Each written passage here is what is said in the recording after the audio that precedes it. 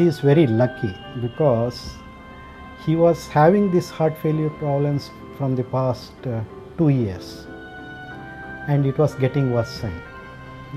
And one fine day he went to a restaurant, had dinner with his family, and he was going back to his house. While driving, suddenly the car stopped. I had suddenly collapsed. It seems like I put the car in the neutral and was pedaling up in the accelerator. Fortunately, one of our employee, he was close by. Suddenly he sensed something. He went near the car, then he saw the driver unconscious. So he knew this is a cardiac arrest. So he took him out of the car, started CPR, and he brought him to the hospital. Then they found him to have no pulse, no blood pressure, and he was in ventricular fibrillation. So he was resuscitated over the next 30 minutes with several shocks and shifted to the intensive care unit. I heard that I was in a critical state. About 7 to 8 days, I was not knowing what is happening around. And there, over the next 2 days, he must have received a total of 150 shocks. His whole chest was burnt because his heart was repeatedly going into chaotic rhythm and heart would stop. By the time I was involved, he was unconscious and he was constantly having convulsions and fits. He was deeply unconscious and we had concerns whether he was awake or not. And the pumping action of the heart was very poor. His ejection fraction was 15%. He also had arrhythmias. Arrhythmias are, his heartbeat was not regular. So he was really staring at death.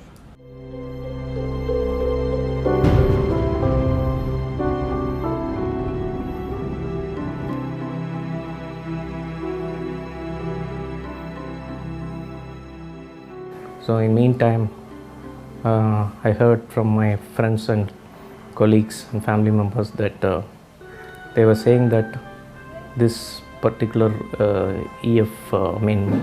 dilated cardiomyopathy and severe LV dysfunction. My left ventricle has a severe dysfunction. And at that time, we felt that the only possible solution for this would be either a transplantation of the heart or an artificial heart pump. While a transplantation is a reality in this city, it's not something you can order as soon as you want it, and the waiting periods can be uncertain. So we discussed with them. So we decided that whichever happens first is what we will do. Everybody was saying that if it is with the Dr. KRB, just blindly follow it. He agreed to undergo the HVAD implantation.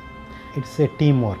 The team involves the cardiac surgeon, cardiac anesthetist, critical care team, the perfusionist, nurses, both theatre nurses, ICU nurses, and also the patient's family, because family support is very important. So the training involves all the people. This is the latest device to support the left ventricle. In fact, it is a third generation ventricular assist device. The pump itself is very small and tiny. It's the size of a golf ball. This is licensed as a bridge to transplantation. And since he's young, he's only in the early 40s, transplantation is always a possibility. There's also a possibility that his own ventricle could recover, in which case we could take off the pump. And since it's a smaller pump, future transplants are easier with this.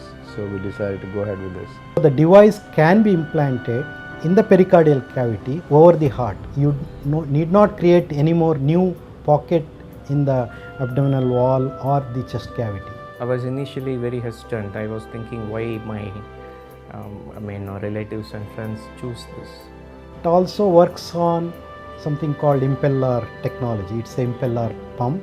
It is a continuous pump and it has got very high capacity. It can deliver 10 liters per minute of blood flow. There is a drive line which comes out of the chest into a device, and it is very thin, hardly 4.2 millimeter in diameter. And there is an external device control which is again of lightweight. It weighs 1.1 kg. Compared to other system which weighs 2 kg, this is very light, and the battery lasts long. It works for 12 hours without charging, and once you charge, you can use it repeatedly. Within 16 hours of operation, I was removed of ventilation, and within 10 days, I was made to walk, and 10 or 15 days, I was made to walk. In the hospital, I was mobilized, and I was able to do all sort of work, and got knowledge on the additional the equipments what I need to carry all through the life. We had some challenges during surgery. After the surgery, we started getting arrhythmias. Now, it is important to maintain normal rhythm because we have put a device for the left ventricle. Right ventricle has to function on its own.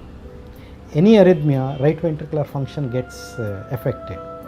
So, we treated the arrhythmias aggressively and got back the rhythm. The positive attitude of the family also has a great role to play in the ultimate recovery.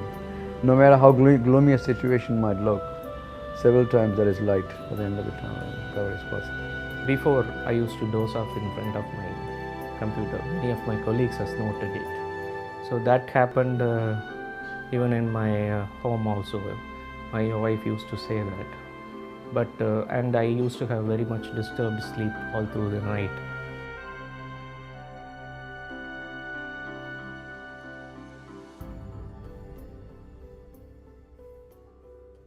What I have noted post-operation is I'm very kind of energetic, in the sense I'm more energetic. I can feel that I'm more energized all through the day. It is just the beginning of the technology, and probably 5 to 10 years from now, we will have better technology at a more reasonable price, so more people will be benefited. Now I realize this device is playing a major role in that. Maybe doctors say that it's not only your brain gets the oxygen supply, proper oxygen supply also. The one good thing about this particular technology is I can return to my duty and normal life as early as possible. So the only disadvantage I see is the extra cosmetic which will go with my body. I used to say that it will be like Karnan carrying the Kavasa Gundalam. I need to be very careful while I take a shower bath or something. Maybe I'll miss taking bath in falls or something like that. I need to educate lots of people when I go to the complexes or cinema theaters where they normally do a security scan. The pump is now pumping at approximately 4.5 to 5 liters a minute. So he's got a lot of energy, and I hope he has a normal and long life ahead of him. It also improves our morale. Suppose treating sick patients, you need to have high morale. Generally, when things are uncertain, and when you see that, okay, it's a kind of second life, so my financial planning and everything has been revived. It is a challenge because the cost is prohibitively high. It seems outrageous that you should weigh life against money and decide whether somebody's life is worth saving or not.